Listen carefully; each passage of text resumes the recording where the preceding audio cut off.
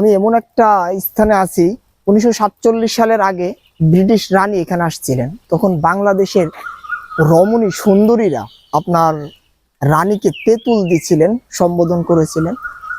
তখন আসলে রানী বলছিল যে এটা আসলে কি, তখন রমণীরা বলছিল যে এটা আসলে তেঁতুল।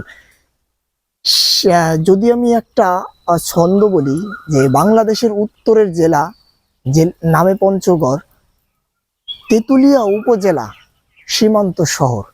আসলে এইটার নামকরণ করা হয়েছে আপনার এটাকে কি বলে, ওই ব্রিটিশ রানী আসলে এই নামকরণটা মানে করে দিয়ে গেছে। কিন্তু অনেকে বলে এখানে 7 মাথা একটা তেঁতুল গাছ আছে, অনেকে বলে যে আপনার এই তেঁতুল গাছের নাম অনুসারে তেঁতুলিয়া নামকরণ করা হয়েছে। এটা আসলে ভুল। এটা মানে এটার ইতিহাস আমি আসলে যেটা বললাম ওটা। ওকে, আজকে আপনাদের এখন আমি দাঁড়িয়ে আছি হলো আপনার তেঁতুলিয়া, এটা কি ডাক বাংলোতে। আপনাদের এটার ইতিহাস, এটা ঐতিহ্য একটা স্থানময়। আপনারা আমার পিছনে দেখতে পারতেছেন কত সুন্দর। এটা হলো আপনার ইন্ডিয়ার মধ্যে পড়ছে। এটা হলো আপনার নদী, এটা হলো ঈশ্বর নদী, কি কি বলে, মহানন্দা নদী।